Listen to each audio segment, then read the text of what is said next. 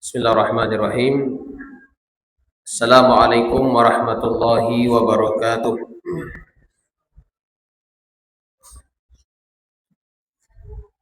Alhamdulillahi rabbil alamin.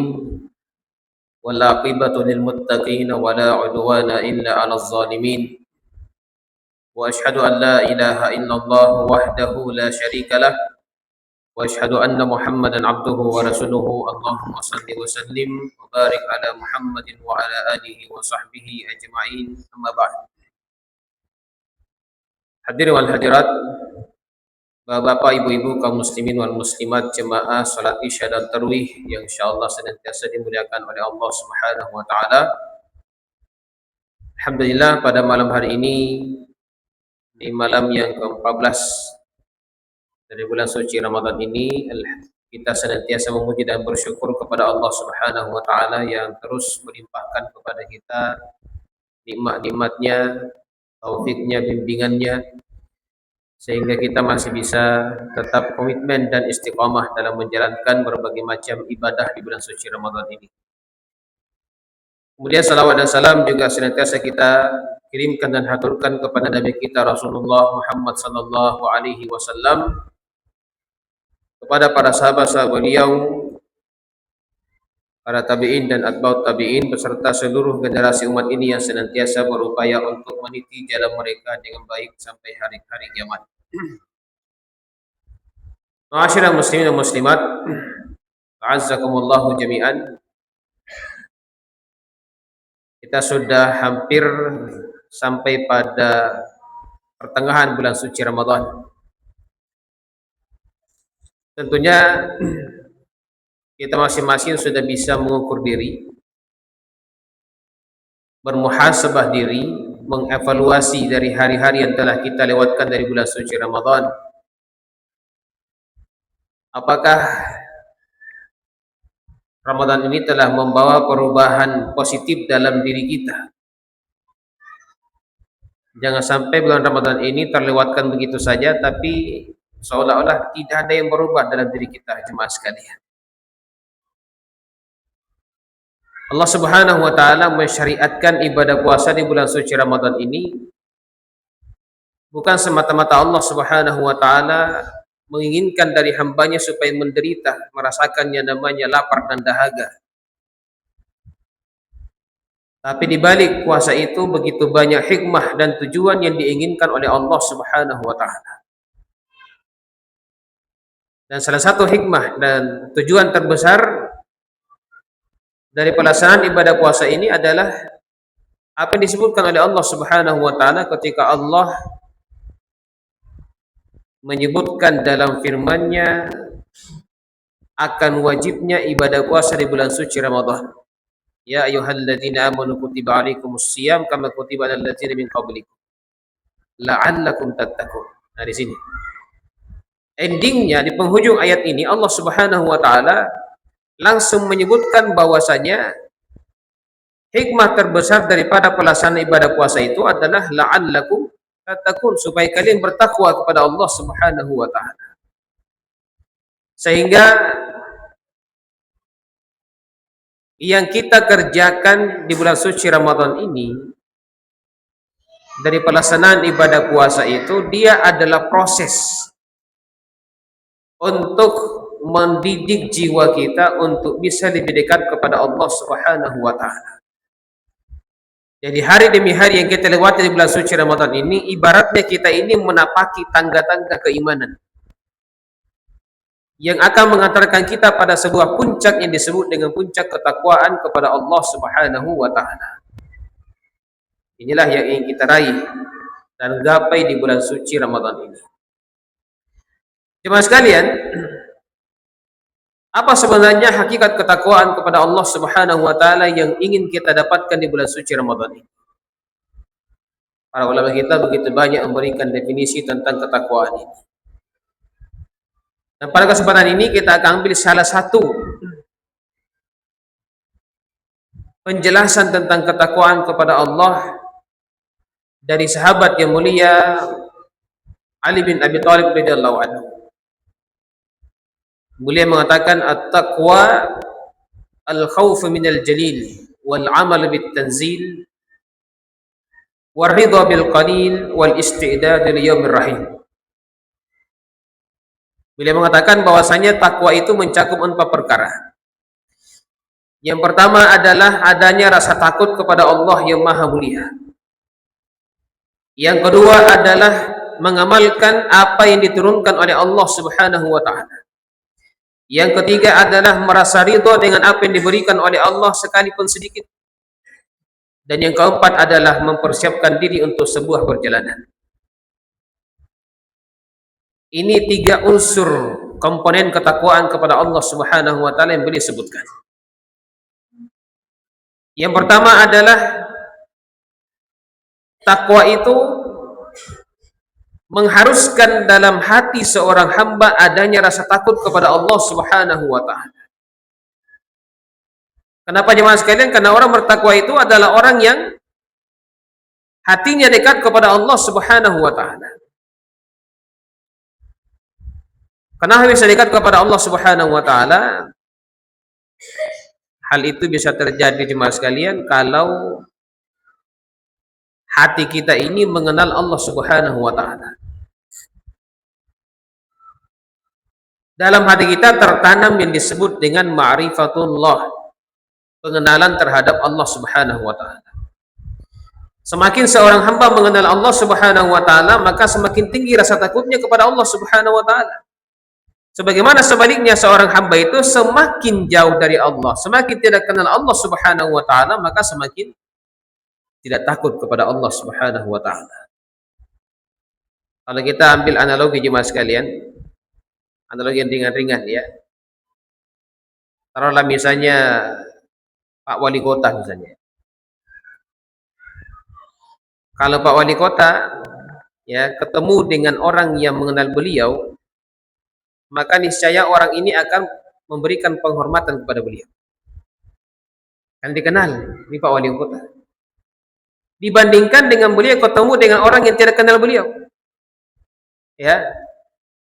Sekali mungkin dia lalu dihadapi Pak Wali Kota, dia tidak akan memberikan penghormatan. Kenapa? Tidak kenal. Tidak tahu siapa dia.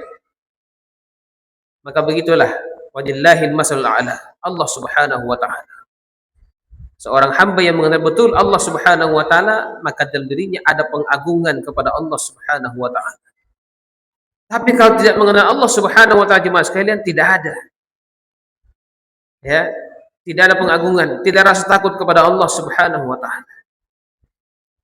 Dan untuk mengetahui Allah Subhanahu wa taala jemaah sekalian, kita tidak perlu jauh-jauh. Ya, kesana kemari menuntut ma'rifatullah itu karena Allah Subhanahu wa taala di dalam Al-Quran begitu banyak memperkenalkan dirinya kepada kita jemaah sekalian. Baik lewat nama-namanya, lewat sifat-sifatnya, lewat perbuatannya, Allah Subhanahu wa taala banyak menyebutkan dalam Al-Quran. Kita baca surah Al-Fatihah saja jemaah sekalian. Surah Al-Fatihah itu adalah konsep ma'rifatullah yang luar biasa. Kita membaca Alhamdulillahi Rabbil Alamin, segala puji bagi Allah Subhanahu wa taala, Tuhan semesta alam.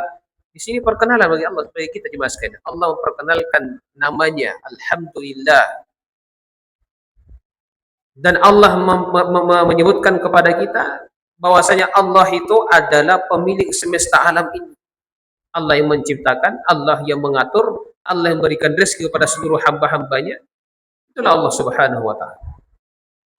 Kalau kita mengenal Allah Subhanahu wa taala lewat nama dan sifatnya, maka ini adalah suatu hal yang sangat penting untuk kita pahami jemaah sekalian.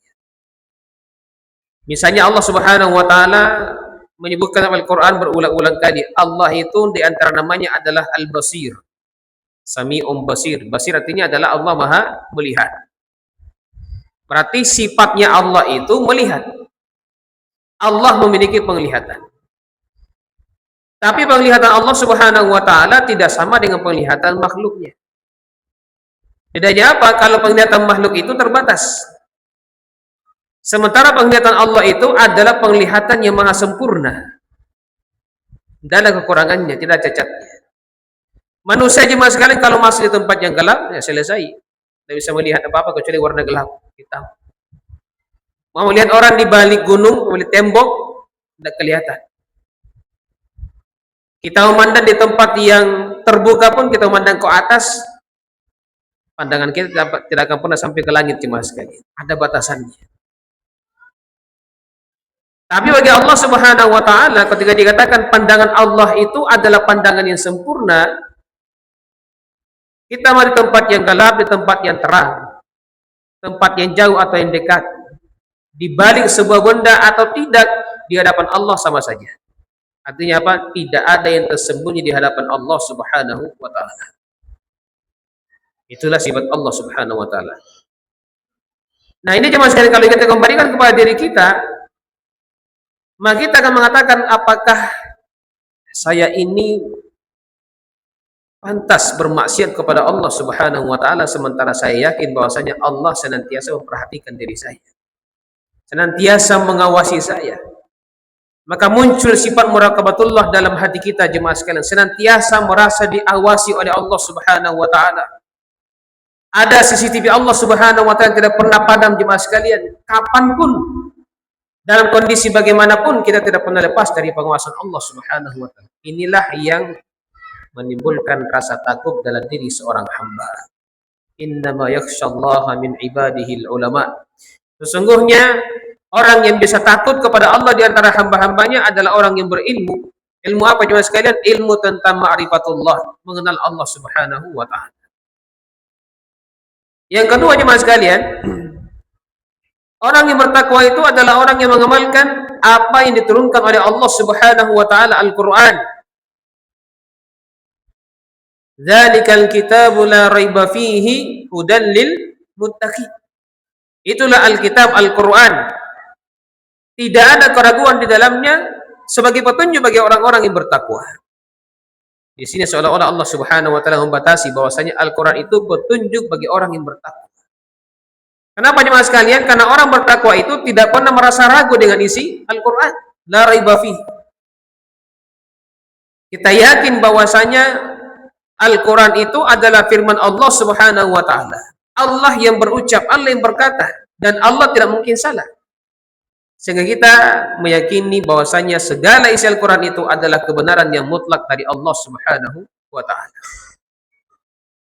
Yang ketiga, kata beliau, orang yang bertakwa itu adalah orang yang ridha. Orang yang hatinya lapang, menerima segala pemberian Allah Subhanahu wa taala sekalipun sedikit. Nah, jemaah sekalian, untuk bersyukur itu tidak harus menunggu banyak. Ya. Apapun yang diterima dari Allah, dari rezeki kita, maka syukuri itu. Ya, mari kita syukuri. Dan sesungguhnya kata Rasulullah SAW, orang yang memiliki sifat qanaah, merasa cukup dengan pemberian Allah Subhanahu wa taala, itulah hakikat orang yang kaya. Laisal ghina an kasratil arad walakinnal ghina ghinan nafs. Bukanlah orang yang kaya itu lantaran banyaknya harta benda, tapi orang yang kaya itu adalah yang kaya jiwanya.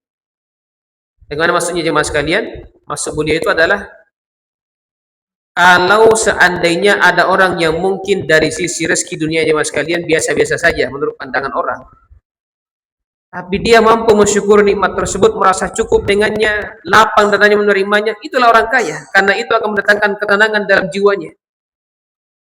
Dibandingkan mungkin dengan orang yang kaya raya, banyak harta bendanya, tapi tidak pernah merasa cukup dengannya. Tiap hari merasa kurang, hari ini kurang ini, biasa kurang itu lagi. Itulah hakikat orang miskin. Kenapa? Karena hatinya miskin, tidak pernah merasa tenang dengan apa yang didapatkan dari Allah Subhanahu wa taala. Alhamdulillah kalau ada orang kaya, banyak rezekinya, mampu bersyukur, bahkan bisa berbagi kepada sesama manusia. Masya Allah, ini adalah nikmat di atas kenikmatan jemaah sekalian. Yang terakhir kata beliau, orang yang bertakwa itu adalah orang yang mempersiapkan dirinya untuk menghadapi sebuah perjalanan. Perjalanan kemana jemaah sekalian? Perjalanan yang sangat panjang, yaitu perjalanan setelah kematian. Bukan perjalanan yang singkat jemaah sekalian. Transit kita saja, transit di alam kubur kita, itu kita harus menunggu di sana sampai datanya hari kiamat.